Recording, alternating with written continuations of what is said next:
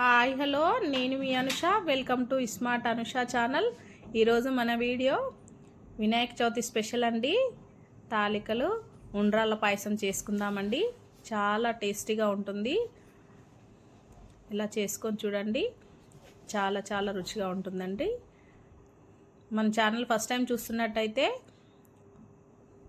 Subscribe చేసుకోండి మన ఛానల్ని.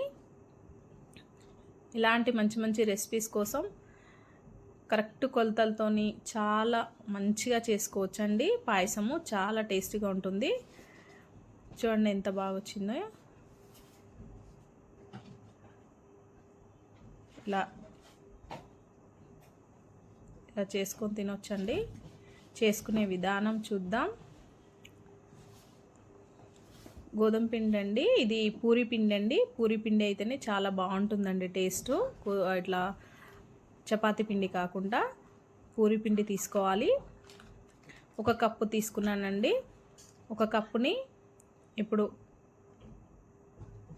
మెత్తగా ఇలా సాఫ్ట్గా కలుపుకొని కొన్ని ఉండలు, కొన్ని తాలికల్లాగా చేసుకొని పెట్టుకోవాలండి. మీరు చపాతీ పిండితో కూడా చేసుకోవచ్చండి, కాకపోతే నేను పూరి పిండితో చేస్తున్నాను. టేస్ట్ బాగుంటుంది. ఇలా తాలికలు చేసుకొని అన్నీ పెట్టేసుకోండి. ఉండ్రాలు తాలికలు చేసుకొని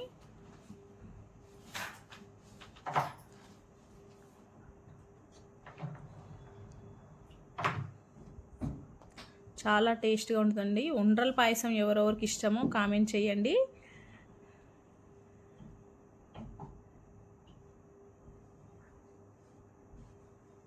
ఇలా ఉండ్రాలు చేసుకోవాలండి. చేసుకున్న తర్వాత అన్నీ చేసుకొని పక్కన పెట్టేసుకోవాలి. చూడండి ఇలా చేసేసుకోండి. తాలికలు ఉండ్రాలు చేసుకొని పక్కన పెట్టేసుకొని ఇప్పుడు అదే బౌల్లో ఇంకొక కప్పు గోధుమ పిండి తీసుకొని వాటర్ పోసుకొని ఉండలు లేకుండా నీట్గా దోసపిండి బ్యాటర్లో కలుపుకోవాలండి. అలా దోసపిండి బ్యాటర్ టైపు కలుపుకోవాలి. జోరుగా కలుపుకోండి. ఉండలు లేకుండా ఇలా మంచిగా నీట్గా కలుపుకోండి. ఇలా కలుపుకున్న తర్వాత వీటిని పక్క పెట్టేసి ఇప్పుడు స్టవ్ మీద స్టీల్ గిన్నె పెట్టుకోండి. ఒక గిన్నె పెట్టుకొని 1/2 లీటర్, ఒక 4 గ్లాసులు వాటర్ పోసుకోండి.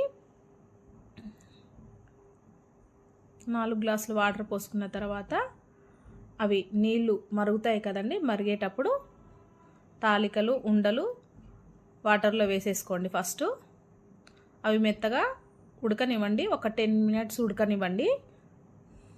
ఇలా అన్నీ ఒక్కొక్కటిగా తీసుకొని మొత్తము వేసేసుకోండి.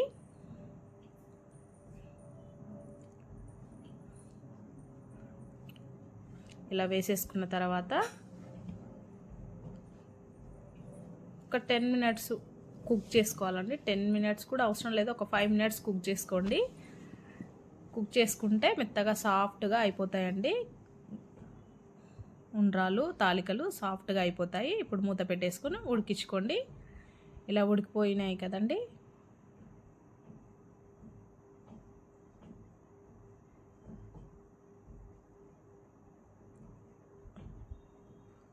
ఒక 5 మినిట్స్ తర్వాత ఇప్పుడు బెల్లంని వేసుకోవాలండి. 1/2 కేజీ పిండి తీసుకుంటే మనము కరెక్ట్గా 1/2 కేజీ బెల్లం తీసుకోవాలండి. అప్పుడే స్వీట్ సరిపోతుంది కరెక్ట్గా. చాలా టేస్ట్గా ఉంటుంది అలా తీసుకుంటే.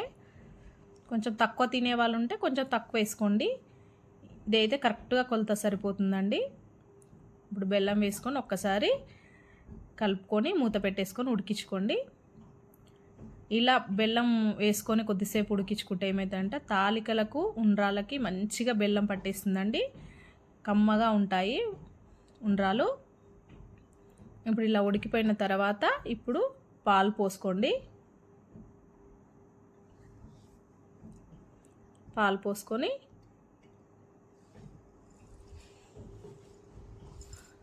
మొత్తము కలుపుకొని ఒక్కసారి మళ్ళీ ఒక 2 మినిట్స్ ఇలా ఉడికించుకోండి. ఇలా ఉడికించుకున్న తర్వాత దగ్గర పడేంత వరకు ఉడికించుకొని ఇప్పుడు కొబ్బరి పొడి వేసుకోండి. కొబ్బరి పొడి వేసుకుంటే చాలా టేస్టీగా ఉంటుందండి. తర్వాత 1 టేబుల్ స్పూన్ నెయ్యి వేసుకోండి. నెయ్యి వేసుకొని ఒక్కసారి కలుపుకొని ఒక 2 మినిట్స్ మళ్ళీ మూత పెట్టుకొని ఉడికించుకోండి. ఇలా ఉడికితే సరిపోతుందండి, ఇంకంతే అండి. స్టవ్ బంద్ చేసుకొని సర్వ్ చేసుకోవడమే. చాలా టేస్టీగా ఉంటుందండి ఉండ్రాల పాయసము. ఇలా చేసుకొని తినండి. మన వినాయక చవితి చాలా మంచిగా దేవునికి ప్రసాదంగా పెట్టుకోండి. చాలా చాలా టేస్టీగా ఉంటుంది. ఆ వీడియో కనుక నచ్చినట్టయితే లైక్ చేయండి, షేర్ చేయండి, మన ఛానల్ని సబ్స్క్రైబ్ చేసుకోండి. థ్యాంక్ యూ ఫర్ వాచింగ్ అండి.